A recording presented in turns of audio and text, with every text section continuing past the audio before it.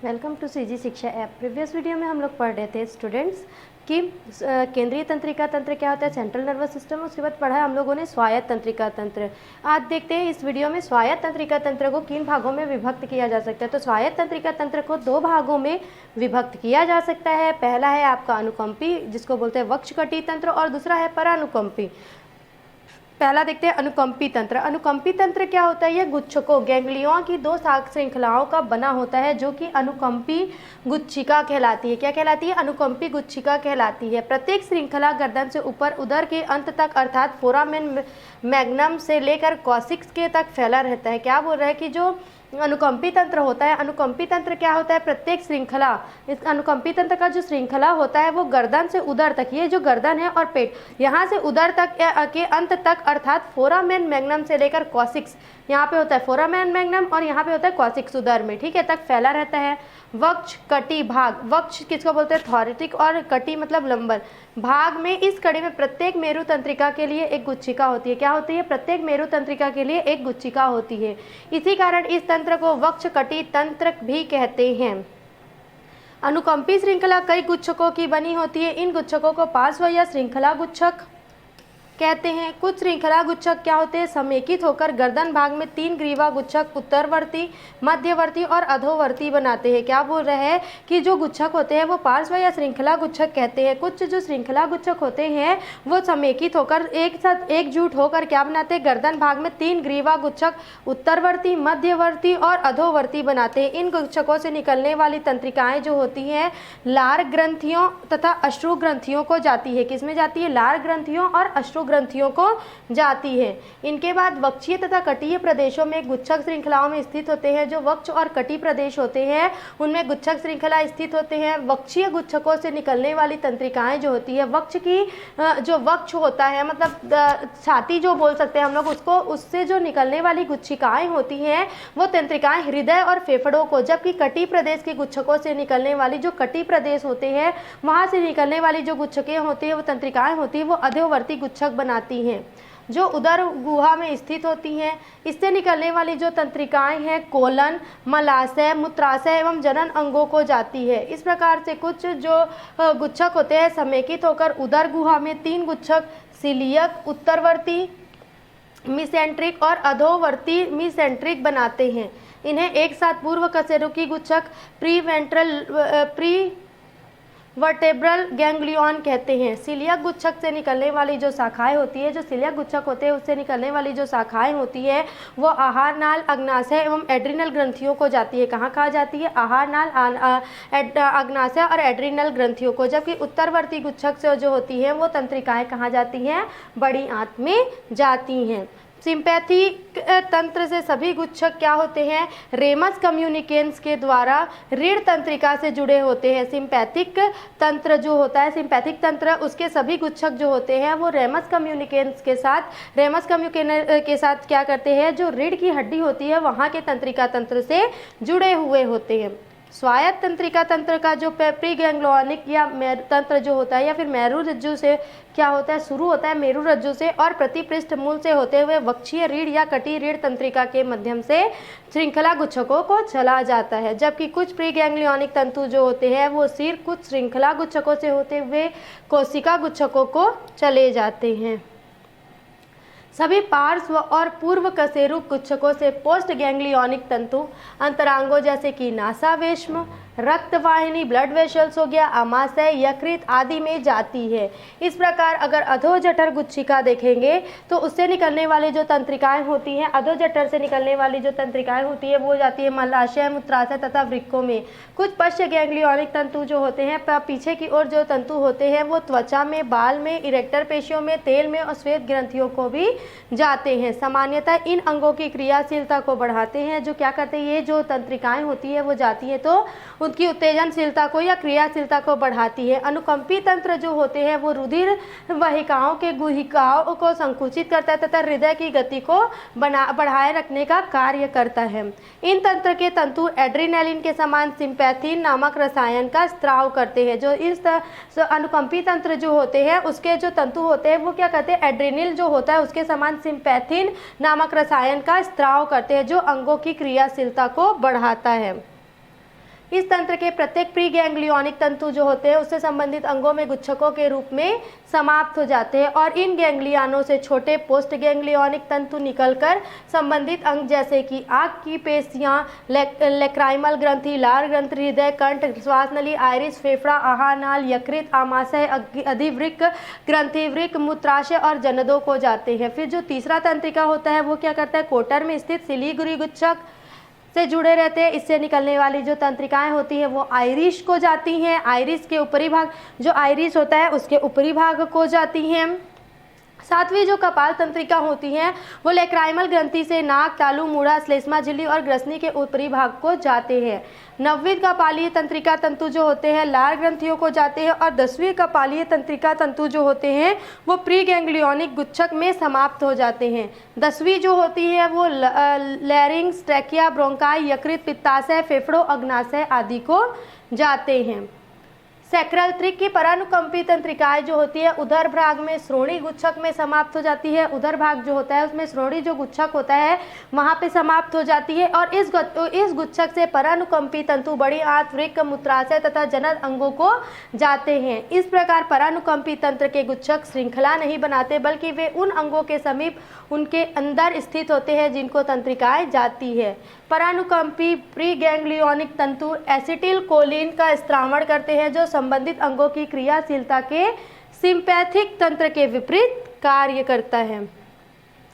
Next topic है आपका प्रतिवर्ती क्रिया की क्रियाविधि। प्रतिवर्ती क्रिया जो होता है, प्रतिवर्ती रिलैक्स एक्शन, जब कोई एक्शन होता है उसके विपरीत जो क्रिया होती है उसको बोलते हैं कि प्रतिवर्ती। वे क्रियाएं जो किसी बाह्य उत्तेजना या उद्दीपन के कारण प्रतिक्रिया के रूप में अनैच्छिक रूप से होती है। मतलब कोई भी उद्दीपन होता है, कोई भी आवेश आता है, आवेग आता है तो क्या होता है उसके अनुरूप या फिर उसके विपरीत जो क्रिया होती है वो अनैच्छिक होती है, मतलब वो अपने आप ही स्वतः ही हो जाती है। तो उसको क्या बोलते हैं, प्रतिवर्ती क्रिया, रिफ्लेक्स एक्शन कहते हैं।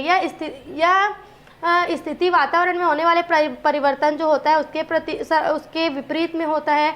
इसका सर्वप्रथम अध्ययन का श्रेय मार्शल हॉल नामक वैज्ञानिक को जाता है। ये क्रिया की विशेषता क्या होती है कि यह अनैच्छिक होती है, स्वतः ही हो जाती है, इसमें हमारा मस्तिष्क उत्तरदायी नहीं होता है। ठीक है, मस्तिष्क के द्वारा होने वाली क्रियाओं को ऐच्छिक क्रियाएं कहते हैं और मस्तिष्क के बिना नियंत्रण के होने वाली क्रियाओं को अनैच्छिक क्रियाएं कहते हैं। ऐसी क्रियाएं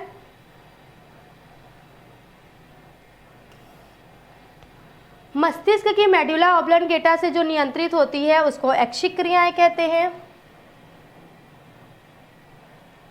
ऐच्छिक क्रियाओं, अनैच्छिक क्रियाओं का उदाहरण है आपका कांटा या सुई चुभने से वहां से शरीर के अंग का हटना, स्वादिष्ट खाद्य सामग्री देखकर मुंह से पानी आना, ये जो है अनैच्छिक क्रियाएं हैं। ठीक है, पलक का झपकना।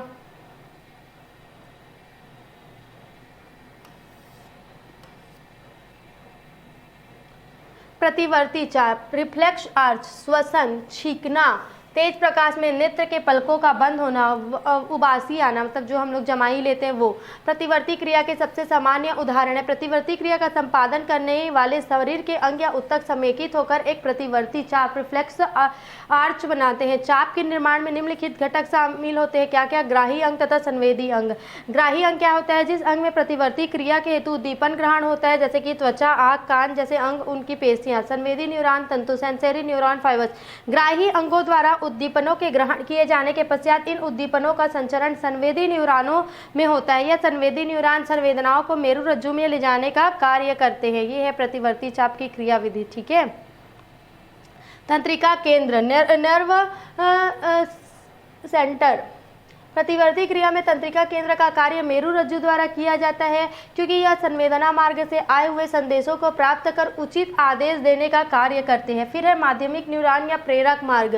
तंत्रिका केंद्र के आदेशों का संचरण इनसे होता है। यह मेरुरज्जु के अंदर ही पाए जाते हैं तथा प्रेरणा का स्थानांतरण प्रेरक न्यूरॉन में करते हैं। नेक्स्ट है आपका प्रेरक न्यूरॉन, मोटर न्यूरॉन या प्रेरणाओं को मेरुरज्जु से अभिवाही अंगों में देने का कार्य करती है या लाने का कार्य करती है। फिर है अभिवाही अंग, इफेक्टर ऑर्गन, जो जिस ऑर्गन में पहुंचते हैं वहां पर केंद्रीय तंत्रिका तंत्र प्राप्त आदेशों के अनुसार उचित अनुक्रिया होती है।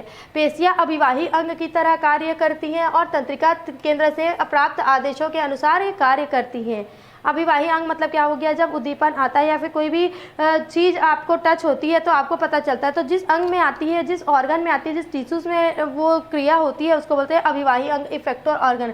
प्रतिवर्ती क्रिया इतने अल्प समय में पूर्ण होती है कि उसका आकलन करना संभव नहीं है, ठीक है, पॉसिबल नहीं है, यह कठिन है। मानव में प्रतिवर्ती क्रिया का आवेश 5 से 120 मीटर प्रति सेकंड की दर से चलता है। जब कभी भी शरीर का कोई अंग किसी उद्दीपन द्वारा उद्दीपित हो जाता है, जैसे कि पीन का चुभ होना, चुभने की प्रक्रिया के बाद उद्दीपन का जो आवेग होता है वो बदल जाता है। ये आवेग संवेदी तंत्रिका कोशिका के प्रतानिका अर्थात डेंड्रॉइड्स द्वारा ग्रहण किया जाता है। मूल गुच्छिका में स्थित कोशिका में पहुंचता है, जहाँ से वह अक्ष तंतु अर्थात एक्सॉन के रास्ते से मेरुरज्जु से ग्रे मैटर में चला जाता है। फिर संवेदी तंत्रिका कोशिका को अग्र शाखाएं प्रेरक कोशिका की प्रतानिकाओं के साथ अंतर्ग्रथन बनाती है। इस तंत्रिका कोशिका का अक्ष तंतु आवेग को तंत्रिका के आधार मूल के रास्ते या अंग या पेशी में पहुंचा देता है, जहाँ इसका इच्छित प्रभाव पड़ता है। क्या होता है कि जहाँ पे इसका इच्छित प्रभाव पड़ता है उस सारे मार्ग को जिससे होकर आवेग उद्गम स्थान आदि से अगांत पेशी अर्थात अपवाही स्थान तक पहुँचता है। इस सारे प्रक्रम की क्रिया जो होती है बहुत तेज गति से होती है और हम इस क्रिया को तब समझ पाते हैं जब यह पूर्ण रूप से हो चुकी होती है। प्रतिवर्ती क्रिया का महत्व क्या होता है कि अति तीव्र गति से होने के कारण अकस्मात या अवांछित चीज़ों के प्रति संपर्क करने का कार्य करती है, सतर्क करने का कार्य करती है। इस प्रक्रिया के कारण प्राणी अपनी रक्षा बिना सोचे समझे तीव्रता से कर सकता है। थर्ड बोल रहा है कि इस क्रिया की क्षमता के कारण जीवों में मस्तिष्क के कार्य के भार में अतिशय अभिवृद्धि नहीं हो पाती। इसके कारण अपने सोचने समझने की क्रियाशीलता निर्बाध चलती रहती है। अगर केंद्रीय तंत्रिका तंत्र और परिधीय तंत्रिका तंत्र में अंतर देखेंगे तो ये भी IMP आता है ना एग्जाम में। केंद्रीय तंत्रिका तंत्र जो होता है वो मस्तिष्क और मेरुरज्जु आते हैं, जबकि परिधीय तंत्रिका तंत्र में गुच्छिकाएं आती है। केंद्रीय तंत्रिका तंत्र जो होता है वो खोखला होता है, जबकि परिधीय तंत्रिका तंत्र उत्तकीय मतलब उत्तक युक्त ठोस होता है। केंद्रीय तंत्रिका तंत्र शरीर की अक्ष से गुजरता है, जबकि परिधीय तंत्रिका तंत्र में विकसित होता है और पार्श्व रूप से फैलता है। केंद्रीय तंत्रिका तंत्र में कंकाल स्तर पर उपस्थित होता है, जबकि यह कंकाल स्तर पर अनुपस्थित होता है। परिधीय तंत्रिका तंत्र केंद्रीय तंत्रिका तंत्र में दैहिक कार्यों के नियंत्रण के लिए कई नियंत्रण केंद्र होते हैं, जबकि परिधीय तंत्रिका तंत्र इनमें नियंत्रण शक्ति नहीं होती है। यह तंत्र सूचनाओं का संग्रह कर आवश्यक निर्देश प्रसारित करता है, जबकि परिधीय तंत्रिका तंत्र ग्राहक एवं चालक के लिए स्थान प्रदान करता है। मनुष्य में संवेदनांग सेंसरी ऑर्गन्स ऑफ मैन।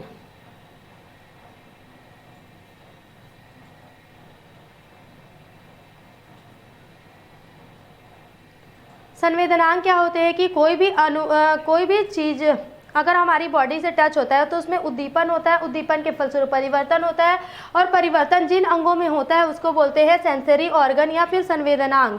उद्दीपनों की उपस्थिति से कोशिकाएं जो होती है उत्तेजित हो जाती है और तंत्रिका तंत्र को प्रेषित करती है, मतलब तंत्रिका तंत्र को बताती है कि ये चीज़ हुआ है आपकी बॉडी में। तो तंत्रिका तंत्र से उद्दीपित होने की अवस्था में तंत्रिकीय संवेग या तंत्रिकीय आवेग कहलाता है। तंत्रिका तंत्र जो होता है वो तंत्रिकीय संवेगों एवं केंद्रीय तंत्रिका तंत्र को पहुँचाने का कार्य करती है। फिर जो केंद्रीय तंत्रिका तंत्र क्या करता है, आवेगों का विश्लेषण करता है और आवेग का विश्लेषण करने के अनुसार जो निर्देश होता है आगे के क्या प्रोसेस करना है या क्या कार्य होना है उसको प्रसारित करता है। फिर जो ये निर्देश होता है वो संबंधित अंग में जाता है और संबंधित अंग इनमें प्रतिक्रिया के फलस्वरूप व्यक्त करते हैं। ये है आपका संवेदनांग के द्वारा आवेगों की प्राप्ति और उसके विपरीत जो क्रिया होती है उसको बोला गया है, ठीक है।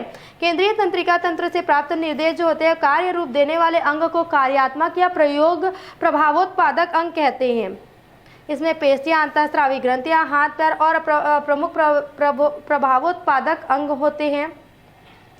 जैसे विद्युत प्रवाहित होने वाले चालक पदार्थ के संपर्क में जब हमारा हाथ आता है तो वह अपने आप तेजी से हटा लिया जाता है। इस प्रक्रिया को उपयुक्त वर्णन के संदर्भ में देखें तो हाथ की त्वचा संवेदनांग तथा हाथ प्रभावोत्पादक अंग की श्रेणी में परिलक्षित होता है। संवेदनांग के प्रकार, संवेदनांग को अगर देखेंगे तो ज्ञानेंद्रिय भी कह सकते हैं, और ये तथा क्रियात्मक विशेषता के आधार पर ज्ञानेंद्रिय निम्नलिखित प्रकार की होती है। पहला है बाह्य संवेदनांग या ज्ञानेंद्रिय। इसमें वातावरण से उद्दीपन को ग्रहण करने का कार्य वाली ज्ञानेंद्रिय बाह्य ज्ञानेंद्रिय कहलाती है। इन्हें दो प्रकार से बोल सकते हैं, त्वक ज्ञानेंद्रिय और विशिष्ट ज्ञानेंद्रिय। त्वक ज्ञानेंद्रिय जो होती है वो रोम आदि रचनाएं जो कि त्वचा में या उससे संबंधित अंग तथा ज्ञानेंद्रिय सामान्य ज्ञानेंद्रिय कहलाती है। त्वक ज्ञानेंद्रिय जो होती है वो सामान्य ज्ञानेंद्रिय कहलाती है, जबकि विशिष्ट ज्ञानेंद्रिय जो होती है प्रकाश, स्वाद, गंध जैसे विशिष्ट उद्दीपकों को ग्रहण करने वाले अंग विशिष्ट ज्ञानेंद्रिय कहलाते हैं। उदाहरण है आंख, नाक, कान तथा जिह्वा। दूसरा है अंतः संवेदनांग या अंतः ज्ञानेंद्रिय। ये शरीर के अंदर स्थित होती है तथा शरीर के अंदर उत्पन्न होने वाले उद्दीपनों को ग्रहण करती हैं। संवेदी कोशिकाओं के गुच्छों या तंत्रिकीय कोशिकाओं के सिरों के रूप में विभिन्न आंतरिक अंगों की दीवार पाई जाती हैं तथा संबंधित अंगों से संवेदनाओं को ग्रहण करती है और उनके अनुसार मस्तिष्क को जलन, दाब, दर्द आदि के उद्दीपनों या उसके प्रभावों का बोध कराती है। रुधिर परिसंचरण, रक्त के बहाव का नियंत्रण एवं नियमन रुधिर वाहिनिकाओं के दीवार के अंतः ज्ञानेंद्रियां रक्त के रासायनिक परिवर्तन एवं वाहिनियों में इसके दबाव से प्रभावित होने के अनुसार होती है। प्रकाशग्राही संवेदनांग या आँख। नेत्र या आँख जो होते हैं वो दर्शनेंद्रिय होता है, क्योंकि इसमें प्रकाश उद्दीपन या यूं कहे कि दृष्टि उद्दीपन को ग्रहण करने की क्षमता होती है, जिसमें नेत्र कोटर होता है जिसको ऑर्बिट कहते हैं, ये इसमें स्थित होता है। यह अंडाकार तथा 2.5 mm व्यास की एवं 7 ग्राम वजन की होती है। नेत्र गोलक आई बॉल से सटी हुई यह 6 पक्षमाभिकी पेशियां होती है जिनकी सहायता से इसे घुमाया जाता है। जो आइरिस होता है उसको हम लोग घुमा सकते हैं, ऐसे ऐसे देखते हैं तो ये घूमता है। किसकी सहायता से घुमा होता है? ये नेत्र गोलक से सटा होता है जिसमें 6 पक्षमाभिकाएं होती है जिसकी सहायता से ये घूमता है।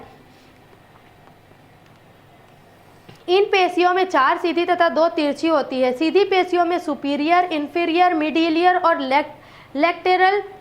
लेटेरल और रेक्टस पेशियां होती है। ये पेशियां नेत्र को ऊपर, नीचे, भीतर तथा बाहर की ओर घुमाती है। तिरछी पेशियों में सुपीरियर और इंफीरियर तिरछी होती है। सुपीरियर तिरछी पेशियां नेत्र को नीचे की तथा बाहर की ओर, इंफीरियर तिरछी पेशियां नेत्र को ऊपर और बाहर की ओर घुमाती है। तीसरी और चौथी और पांचवी जो होती है वो कपाल तंत्रिकाएं पेशियों को जाती है। प्रत्येक नेत्र जो होता है वो 2 पलकों से घिरा होता है, अपर पलक और नीचे वाला पलक, ठीक है। आईलिड्स बोलते हैं, अपर आईलिड्स और लोअर आईलिड्स। इन पलकों के स्वतंत्र किनारों से बरोनिया जुड़ी होती है जो धूल और तीक्ष्ण प्रकाश के नेत्रों से रक्षा करती है। नेत्र पलकों के किनारों में मौजूद मीबोबियन ग्रंथियां दोनों पलकों को जुड़ने नहीं देती और ये ग्रंथियां जो होती है वसा ग्रंथि के रूपांतर में रूप होती है। नेत्र गोलक के सबसे बाहरी स्तर को श्वेत पटल या स्क्लेरा कहते हैं। इसके अगले भाग को क्या बोलते हैं? स्वच्छ मंडल या कॉर्निया कहते हैं। जो अगला भाग होता है उसको स्वच्छ मंडल या कॉर्निया कहते हैं। यह एक कोमल पारदर्शक झिल्ली से ढका रहता है जिसको कंटाइवा कहते हैं। स्क्लेरा जो होती है वो नेत्र की सभी कोमल रचनाओं की रक्षा करती है। देखो इस लाइन को याद करना, स्क्लेरा जो होती है वो नेत्र की सभी जो कोमल रचनाएं होती है, संरचना होती है, उनकी रक्षा करती है तथा नेत्र गोलक के आकार को संतुलित करने में सहायक होती है।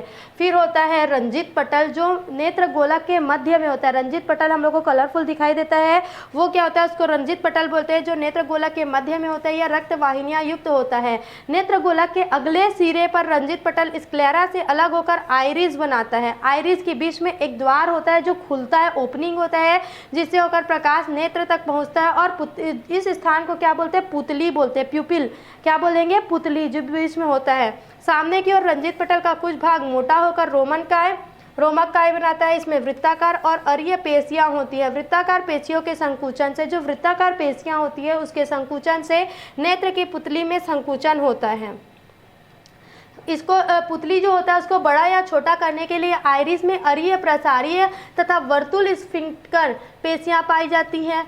पहली पेशियां जो होती है आइरिस की चौड़ाई में स्थित होती है, जिसके संकुचन से आइरिस सक्रिय होती है। जिनका संकुचन होने से क्या होता है? आइरिस जो होता है सक्रा हो जाता है तथा पुतली अर्थात तारे का व्यास बढ़ जाता है। दूसरी पेशिया जो होती है वो आइरिस की गोलाई में स्थित होती है। इनसे क्या होता है, आइरिस की चौड़ाई बढ़ती है और पुतली का व्यास घट जाता है। ये पेशिया स्वायत्त तंत्रिका तंत्र से नियंत्रित होती है। इस कारण इसे तारा या पुतली को आवश्यकतानुसार संकुचित होकर नेत्र गोलक के अंदर आने वाले प्रकाश की मात्रा को नियंत्रित करता है। आइरिस के आधार के पास रक्त पटल पूरी गोलाई में थोड़ी उभरी हुई होती है। इस उभार को क्या बोलते हैं, सिलियरी काय कहते हैं। इसमें भी स्वायत्त तंत्रिका द्वारा नियंत्रित वर्तुल तथा अरीय पेशियां पाई जाती हैं। इससे निकलने वाले तंतुओं को निलंबन तंतु कहते हैं, जो कि आइरिस के पीछे लेंस को सीधे रखने का कार्य करता है।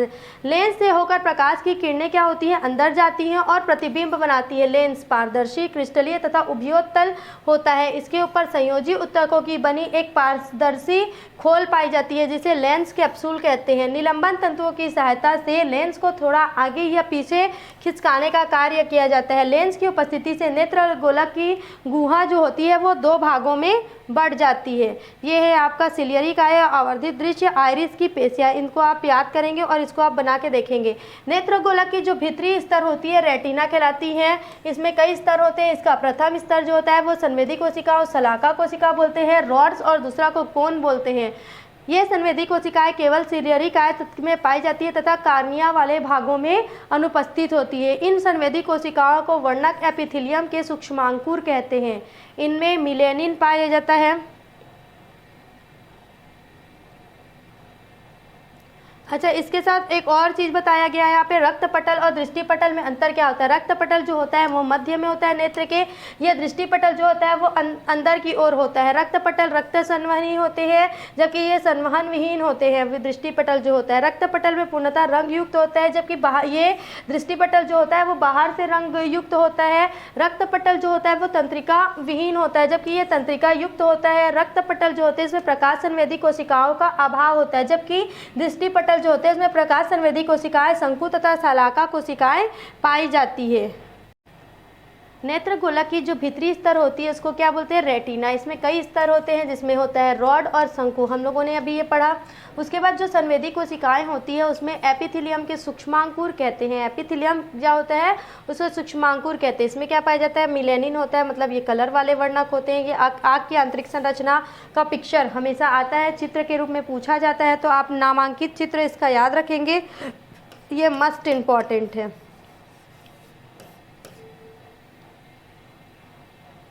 संवेदी स्तर का प्रथम स्तर अर्थात शलाका एवं शंकु जो होते हैं वो दृष्टि कोशिकाएं होती है। क्या होती है, दृष्टि कोशिकाएं। शलाका और शंकु जो होती है, रॉड और कोन, वो सब क्या होती है, दृष्टि कोशिकाएं होती हैं, जो अपेक्षाकृत लंबी होती है और इनमें एक विशिष्ट प्रकार का वर्णक होता है, जिसको क्या बोलते हैं, रोडोप्सिन वर्णक बोलते हैं। क्या बोलते हैं, रोडोप्सिन वर्णक। ये कोशिकाएं प्रकाश तथा अंधकार के बीच अंतर को निर्धारित करती है। जो रोडोप्सिन कोशिकाएं होती हैं या फिर रोडोप्सिन जो वर्णक होते हैं वो क्या करती है, अंधकार और प्रकाश, लाइट और डार्क दोनों का निर्धारण करती है। शलाका रंगों को पहचानने में असमर्थ होती है। रंगों के पहचानने का कार्य किसका होता है, कोन्स का, शंकुओं का होता है। इसके अंदर स्थित वर्णक को समेकित रूप से शंकु वर्णक कहते हैं, जो मुख्यतः तीन रंग को पहचानता है, जो होता है नीला, हरा और लाल, है ना, इसके लिए। अतः शंकु तीन प्रकार के होते हैं। पहला है छोटी तरंगदैर्ध्य संवेदनशील साइनोलेब वर्णक युक्त नीले रंग के प्रकाश को पहचानता है। फिर दूसरा होता है मध्य तरंगदैर्ध्य संवेदनशील क्लोरोलेब बोलते हैं, जिसको ये हरे रंग को पहचानता है। फिर तीसरा होता है दीर्घ तरंगदैर्ध्य संवेदनशील एरिथ्रोलेब,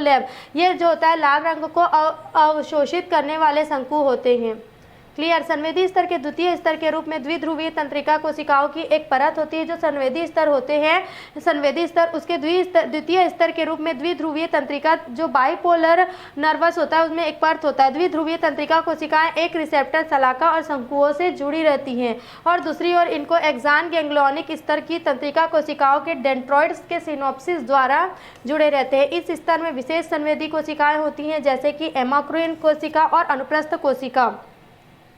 इसका संबंध जो होता है वो पार्श्व में पीछे की ओर किससे होता है, संवेदनाओं को पहुंचाने का कार्य करता है। और इसका जो तृतीय स्तर होता है वो गुच्छकीय गैंग्लियोनिक लेयर होता है। इसको क्या बोलते हैं, इसकी कोशिकाएं बनी होती है। इन कोशिकाओं में एक्सॉन जो होते हैं वो मिलकर एक दृढ़ तंत्रिका अर्थात दृष्टि तंत्रिका बनाते हैं। जिस बिंदु पर दृष्टि तंत्रिका नेत्र गोलक से निकलती है उसे क्या बोलते हैं, अंध बिंदु कहते हैं। जिस बिंदु पर इस लाइन को याद रखेंगे, जिस बिंदु पर जो दृष्टि तंत्रिका होती है वो नेत्र नेत्र गोलक से निकलती है, दृष्टि तंत्रिका नेत्र गोलक से अगर निकलती है तो उसको अंध बिंदु कहते हैं। इस स्थान पर शलाका और शंकु बिल्कुल नहीं होते हैं, इस स्थान पर वस्तु का बिंब नहीं बनता है। वास्तव में रेटिना में शलाका और शंकु कोशिकाओं का मिश्रण होता है, लेकिन परिधि की ओर इनमें शलाका और कोशिकाएं अपेक्षाकृत अधिक संख्या में होती है, जबकि पश्च भाग में जो शंकु कोशिकाएं होती हैं वो अधिक संख्या में होती हैं। रेटिना के पश्च भाग में, अगर जो रेटिना है उसके पश्च भाग में देखेंगे तो आंख की मध्य रेखा पर पीले रंग का एक विशेष स्थान होता है। आंख का जो मध्य रेखा होता है उसमें एक पीले रंग का विशेष स्थान होता है जो कि पीले बिंदु येलो स्पॉट के नाम से जाना जाता है, जिसमें एक गड्ढा होता है जिसे केंद्रीय स्वायत्त कहते हैं। यह क्षेत्र केवल शंकु कोशिकाओं का बना होता है और इसी स्थल पर सुस्पष्ट बिंब का निर्माण होता है। केंद्रित स्वायत्त से होकर प्रकाशीय अक्ष से गुजरता है। यह रेटिना का सर्वाधिक संवेदनशील भाग होता है। कॉर्निया और आइरिस के बीच का मध्य स्थान को अग्रवेश एंटीरियर चैम्बर कहते हैं तथा आइरिस और लेंस के बीच स्थान को पश्चवेश पोस्टेरियर चैम्बर कहते हैं। अग्रवेश में एक प्रकार से द्रव भरे रहते हैं जिसको क्या बोलते हैं, जलीय द्रव कहते हैं। नेत्र गोलक के पिछले हिस्से में लेंस तथा रेटिना के बीच में एक जेली जैसा पदार्थ भरा रहता है जिसको क्या बोलते हैं, काचाभ द्रव बोलते हैं। अग्रवेश्म को जलीय कक्ष एक्वस चेंबर तथा पश्चवेश्म को काचाभ द्रव कक्ष भी कहा जाता है, जिसको विट्रस चैम्बर भी कहा जाता है। उपयुक्त वर्णित दोनों प्रकार के द्रव जो होते हैं सिलियरी बॉडी द्वारा स्रावित किए जाते हैं। किसके द्वारा स्रावित किए जाते हैं, तो सिलियरी बॉडी के द्वारा स्रावित किए जाते हैं। दोनों जो वेश में होते हैं, दोनों जो चैम्बर होते हैं उनके बीच का स्थान जो प्लेस होता है, उनके बीच में जो प्लेस होता है उसको बोलते हैं हायार्ड केनॉल कहते हैं, जिसको क्या बोलते हैं, हायार्ड केनॉल कहते हैं। क्लियर। आंख की रेटिना का चित्र इस प्रकार का दिखाई देता है। देखो एक और चीज़ है इसमें कि अंध बिंदु और ब्लाइंड स्पॉट और येलो स्पॉट पित्त बिंदु के बीच में अंतर क्या होता है। तो अंध बिंदु जो होता है दृष्टि तंत्रिकाएं से निकलती है, जबकि पित्त बिंदु जो होता है पीला भाग होता है और केंद्र के कॉर्निया के विपरीत दिशा में स्थित होता है। अंध बिंदु जो होता है इसमें तंत्रिका तथा रक्त वाहिनियां पाई जाती है, जबकि पित्त बिंदु होता है इसमें नहीं पाई जाती हैं। अंध बिंदु में प्रतिबिंब बनता है तथा पित्त बिंदु जो होता है स्पष्ट प्रतिबिंब बनता है। अंध बिंदु में प्रकाश के प्रति संवेदनाएं नहीं पाई जाती, जबकि पित्त बिंदु में प्रकाश संवेदी होता है।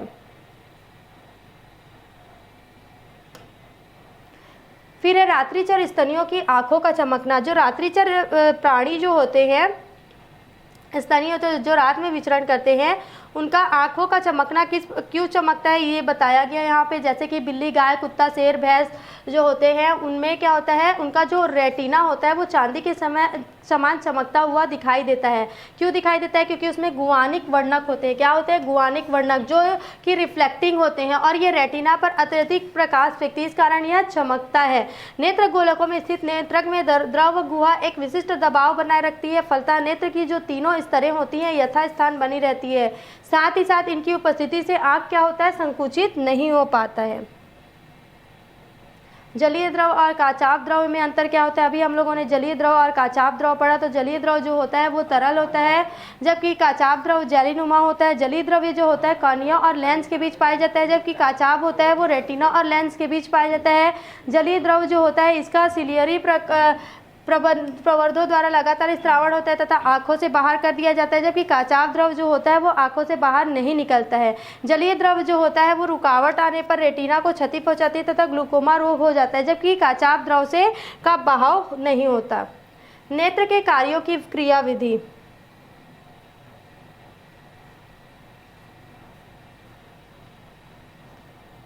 आंखों को घुमाकर चलायमान वाली पेशियों में विशेष तंत्रिकाएं फैली रहती है जो आंखों को देखे जाने वाली वस्तु की दिशा में घुमाने का कार्य करती है। देखने के क्रम में आंख की क्रियाशीलता जो होता है वो कैमरे के भांति कार्य करता है। जैसे किसी वस्तु से प्रकाश की किरणें निकलकर सबसे पहले कहाँ जाती है, कॉर्निया को पार करके जलीय द्रव में जाती है। सबसे पहला कार्य क्या होता है कि कहीं से भी प्रकाश आ रहा है वो कॉर्निया को पार करता है और जलीय द्रव में जाता है। फिर किरणें तारा से होकर, मतलब जो प्यूपिल होता है, गोलक जो होता है, उससे लेंस पर पहुंचती है और लेंस की किरणों का रेटिना पर डालता है, जिसके कारण रेटिना पर क्या होता है, जो अंदर रेटिना होता है उस पर उल्टा प्रतिबिंब बनता है और उल्टा प्रतिबिंब जो होता है इससे रेटिना की संवेदी कोशिकाएं उद्दीपित हो जाती है। इस उद्दीपन का संवहन दृष्टि तंत्रिकाओं द्वारा मस्तिष्क में होता है, जो कि इस प्रतिबिंब को सीधा करके देखने की प्रेरणा देता है।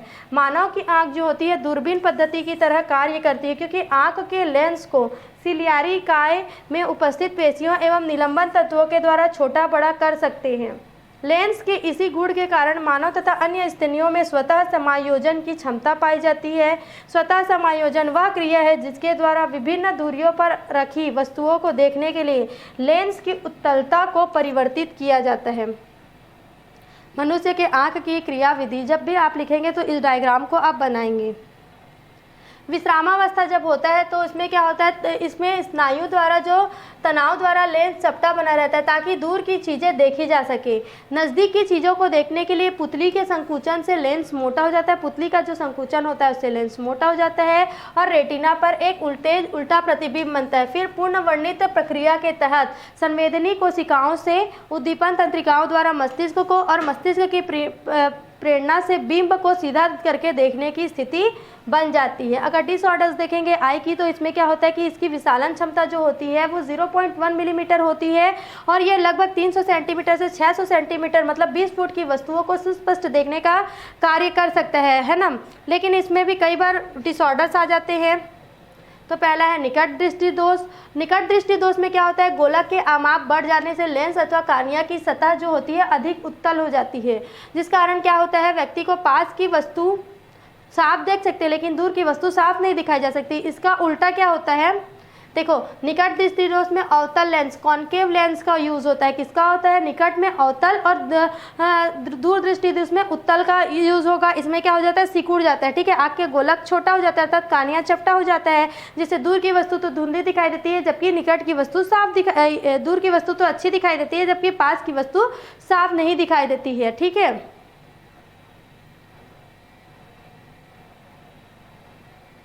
फिर है कॉन्जक्टिवाइटिस। यह रोग जो होता है संक्रमण के कारण होता है।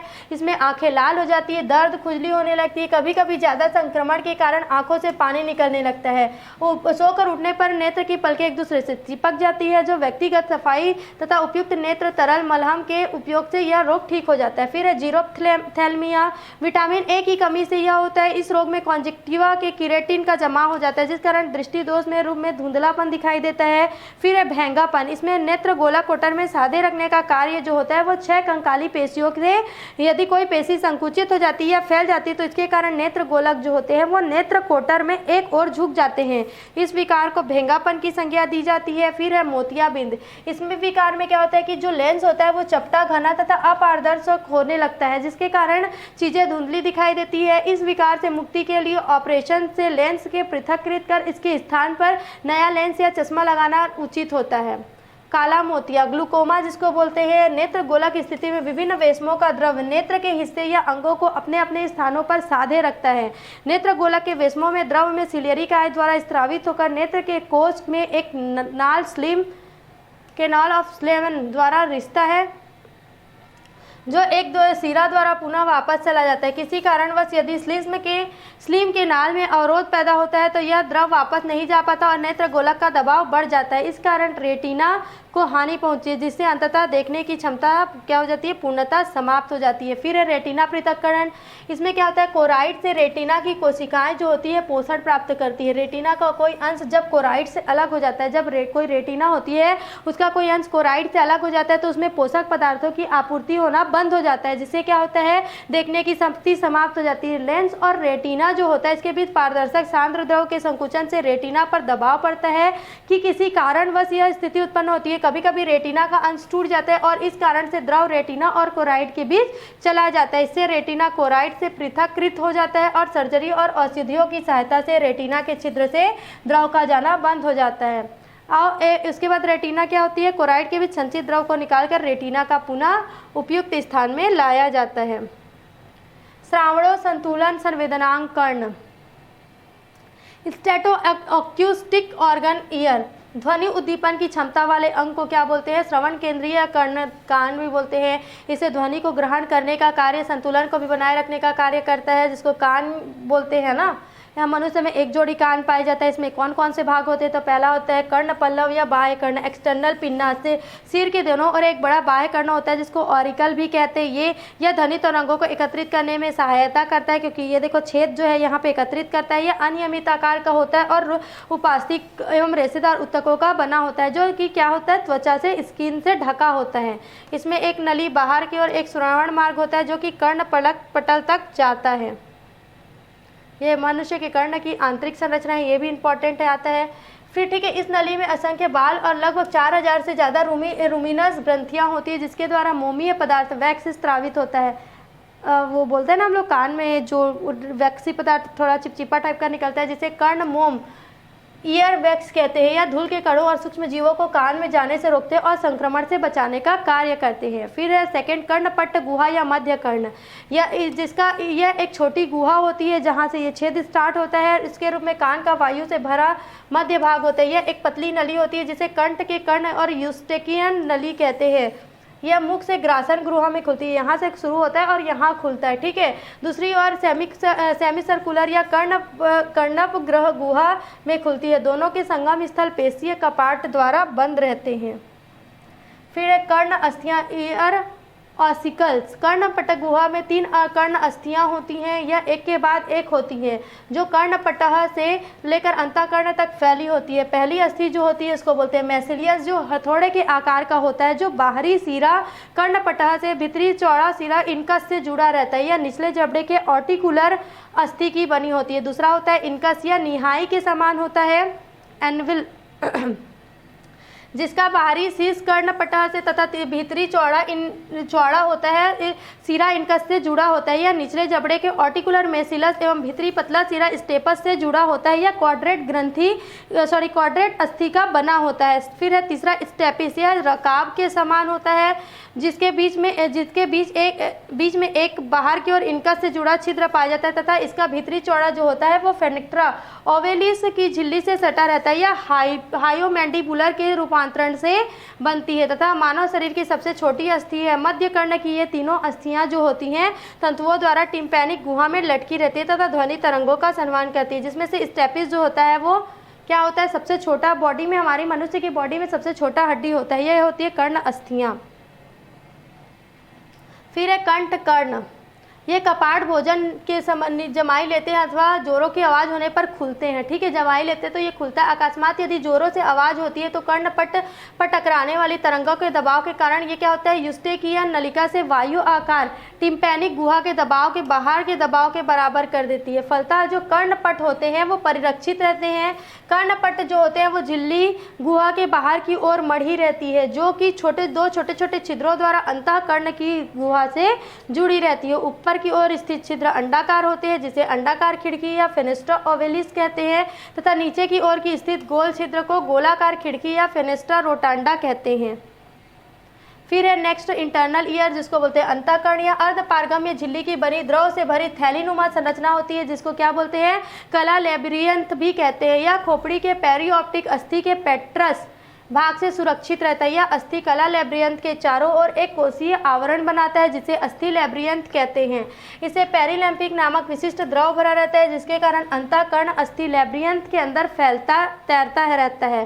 कला लेब्रियंथ के द्रव को एंडोलिम्फ कहते हैं। अंतःकर्ण को तंत्र को निम्नलिखित 2 भागों कॉक्लिया और वेस्टिबुलर में विभक्त किया जाता है। कॉक्लिया क्या होता है, तो यह कुंडलित नलिका के रूप में एक अस्थिल केंद्रीय अक्ष के चारों ओर उपस्थित होता है, जिसको क्या बोलते हैं, मेड्यूलस कहते हैं। कॉक्लिया एक रिसनेर झिल्ली एवं एक आधार झिल्ली द्वारा 3 भागों में विभक्त होती है। ऊपरी नलिकाकार भाग को बोलते हैं वेस्टिबुलर तथा मध्य भाग को बोलते हैं मध्य नली तथा निचले भाग को बोलते हैं टिम्पैनिक नली। इनमें से वेस्टिबुलर और टिम्पैनिक नली जो होते हैं वो परिलसिका द्रव से भरे रहते हैं। परिलसिका द्रव क्या होता है, सेरिब्रो स्पाइनल द्रव जैसा होता है। ये दोनों एक दूसरे के छोटे छिद्र द्वारा संबंध रहते हैं जिसे क्या बोलते हैं, हेलिकोट्रीमा कहते हैं। वेस्टिबुलर नली अंडाकार छिद्र में खत्म हो जाता है। जो वेस्टिबुलर नली होता है वो अंडाकार छिद्र जो होता है उसमें खत्म हो जाता है। टिम्पैनिक नली जो होता है वो गोलाकार छिद्र में समाप्त हो जाता है और मध्य नली जो होता है वो अंतरलसिका से भरा होता है। श्रवण संवेदना से संबंधित जो संवेदी रोम कोशिकाएं होती हैं वो आधार झिल्ली पर आश्रित रहती है। जो आधार झिल्ली होते हैं उस पर आश्रित होते हैं। इन कोशिकाओं के ऊपर टेक्टोरियल झिल्ली होता है जो रोम कोशिकाओं को छूता है, और आधार झिल्ली जो होते हैं वो संवेदी रोम कोशिकाएं एवं टेक्टोरियल झिल्ली मिलकर कर्ण की एक छोटी इकाई का निर्माण करते हैं, जिसकी क्या बोलते हैं, कोर्टी अंग कहते हैं, ऑर्गन ऑफ कोर्टी कहते हैं। इटली के वैज्ञानिक जो थे अल्फोंसो कोर्टी ने सर्वप्रथम इस अंग का वर्णन किया, जिसको कॉक्लिया नाम दिया। ये वी आकार का होता है।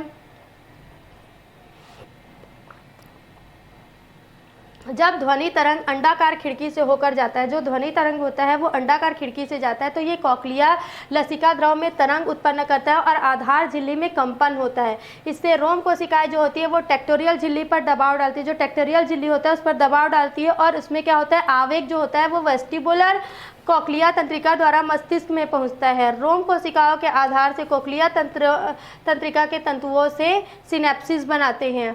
तरंगे कोक्लिया के गोलाकार छिद्र में पहुंचकर खत्म हो जाती है। फिर दूसरा है वेस्टिबुलर तंत्र। कोक्लिया के ऊपरी भाग में वेस्टिबुलर तंत्र स्थित होता है। यह मुख्यतः मानव शरीर को संतुलन प्रदान करने से संबंधित होता है। यह अर्धचंद्राकार नलिकाएं यूट्रिकुलस एवं सेक्युलस का बना होता है।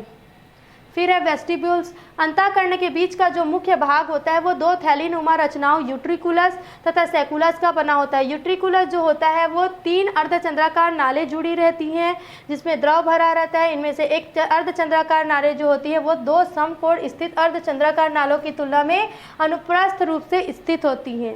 अनुप्रस्थ रूप से स्थित नाल को अनुप्रस्थ अर्धचंद्राकार नाल कहते हैं तथा पहले और दूसरे अर्धचंद्राकार नालें जो आपस में क्या होती हैं, समकोण पर स्थित होती है। समकोण मतलब जस्ट इस टाइप से अग्र और पश्च अर्धचंद्राकार नाल कहलाते हैं। ये हो गया अर्धचंद्राकार नाल, ये हो गया पश्च चंद्राकार नाल। एक सिरा फूला होता है जिसे तुम्बिका अर्थात एम्पूला कहते हैं। इसके अंदर जेली समान रचनाएं पाई जाती है। दूसरा है अंतःकरण की जो दीवार होती हैं उन दीवार की स्थित घनाकार एंडोलैम्फिक में छोटे छोटे उभार पाए जाते हैं। ये एम्पूला, सेकुलस तथा यूट्रिकुलस में पाए जाते हैं। इन उभारों को क्या बोलते हैं, क्रिस्टा या श्रवण कूट या संवेदी कूट कहते हैं। प्रत्येक एम्पूला में यूट्रिकुलस में एक एक श्रवण कुटेली, लेकिन सेकुलस में 2 श्रवण कूट पाए जाते हैं। सेकुलस और यूट्रिकुलस के श्रवण या ध्वनिक कूटों को मैकुली कहकर भी सूचित किया जा सकता है। फिर है नेक्स्ट आपका यूट्रिकुलस तथा सेकुलस सिर को उचित दिशा में रखने में मदद करता है। इनके ये जो होता है यूट्रिकुलस और सेकुलस जो सिर को उचित दिशा में रखने का कार्य करता है। इसमें क्या होता है, कैल्शियम कार्बोनेट के छोटे छोटे कण होते हैं जो तैरते रहते हैं, जिसे ऑटोलिथिया ऑटोकोनिया भी कहते हैं। यह कर्ण की संतुलन को बनाए रखने के लिए जिम्मेदार होता है। ये कॉक्लिया का अनुप्रस्थ काट जो इस एग्जाम में पूछा जाता है।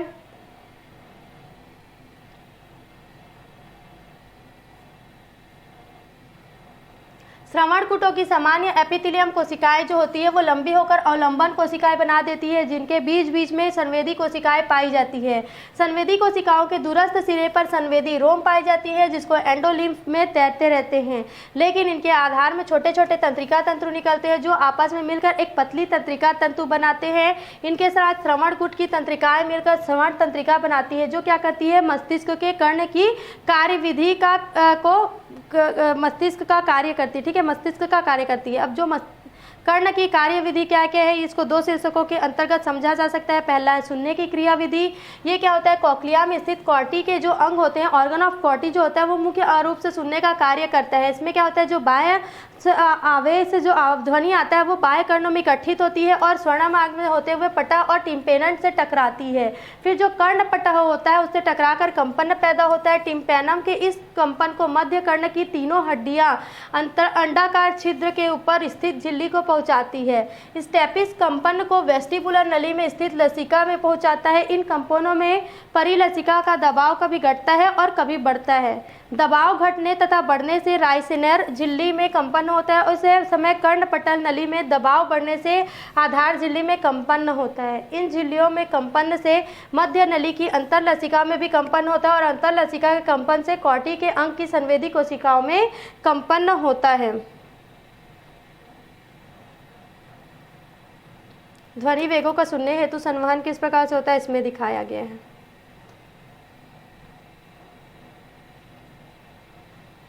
कॉक्लियर तंत्रिका इसी प्रेरणा को स्वर्ण तंत्रिका में पहुंचा देती है। इसके बाद स्वर्ण तंत्रिका जो होती है वो मस्तिष्क के ग्राही अंगों द्वारा प्रतिक्रिया प्रेरणा भेज देती है, जो कॉक्लिया में उत्पन्न कंपन तरंगे स्केला टेम्पोनाई की परिलसिका से होती हुई फेनेस्ट्रा रोटंडस पर गढ़ी हुई झिल्ली पर पहुंचकर समाप्त हो जाती है। इस कारण इसे ध्वनि तरंगों का कूड़ादान भी कहते हैं। हेलिकोट्रीमा छिद्र से सूक्ष्म होने से कुछ ध्वनि तरंगे इससे गुजरते ही क्या होती है, समाप्त हो जाती है। फिर दूसरा है शारीरिक संतुलन। शरीर को संतुलन बनाए रखने का कार्य एम्पुला सेकुलस इट्रिकुलस में पाए जाने वाले श्रवण कुटों से किया जाता है, जो शरीर का संतुलन बनाए रखने के लिए कर्णों में प्राथमिक और मौलिक कार्य होता है। जब हमारे अपने शरीर के दाहिने या बाएं की ओर घुमाते हैं तब ये अर्धचंद्राकार नलिकाएं जो होती है वो एंडोलिम्फ उसी के अनुसार बहती है। इस बहाव से उसमें उपस्थित जो ऑटोलिथ क्रिस्टी होते हैं वो तंत्रिका रोमों से टकराता है। ऑटोलिथ क्रिस्टी जो होगा वो क्या करता है, तंत्रिका रोमों से टकराता है, जिससे यह उद्दीपन तंत्रिकाओं द्वारा मस्तिष्क में पहुंच जाता है और मस्तिष्क में सेरेबेलम से वह उत्तेजित करता है और उससे मानव शरीर को उचित दशा प्राप्त होती है। कान के प्रमुख विकार जो है वो कान से संबंधित बीमारियों के लिए भी जाने जाते हैं, जैसे कि लैम्ब्रिथिसाइटिस यह रोग विषाणुओं के संक्रमण के फलस्वरूप होता है। कॉर्टी के अंग का विनष्टीकरण इस रोग से प्रमुख भूमिका निभाता है, इसमें सुनाई कम देता है। फिर है कर्ण शोध, यह बाएं कर्ण और मध्य कर्ण में जीवाणु या कवक के संक्रमण से होता है, जैसे बालों में रुसी होता है या फिर असंवेदनशील एलर्जी होता है, इसका कारण होता है। इसमें क्या होता है, कान दर्द होता है, उसके बाद कान में बहना, टिम्पैनिक झिल्ली का फटना, उससे छिद्र जाना, ये सब उसका लक्षण दिखाई देता है। फिर है मैनियर्स रोग, यह रोग जो होती है कला लैब्रियंथ के फैल जाने एवं एम्पुला और कॉक्लिया की संवेदी कोशिकाओं के विनष्ट होने से होती है। इस रोग के प्रमुख लक्षणों में उल्टी होना, चक्कर आना प्रमुख है। इस रोग की विशेषता के हमेशा कान की घंटी बजने की आवाज़ का आभास होता है, धीरे धीरे कम सुनाई देता है और अंततः पूर्ण रूप से बहरेपन का रोग इसमें आ जाता है। इसके साथ ही यह जो लेसन है आपका अध्याय 21 यहीं पे समाप्त होता है। आप आई होप आपको सारे टॉपिक जो है वो क्लियर हो गए होंगे। इसमें मस्तिष्क के कार्य, केंद्रीय तंत्रिका तंत्र के कार्य, कर्ण के जो क्रियाविधि है, आँख की क्रियाविधि, आँख का चित्र और जो कुछ अंतर मैंने बताया इंपॉर्टेंट, इसमें आप फोकस करेंगे। इसके साथ ही ये लेसन यहीं पे खत्म होता है। सीजी शिक्षा में जुड़े रहने के लिए धन्यवाद।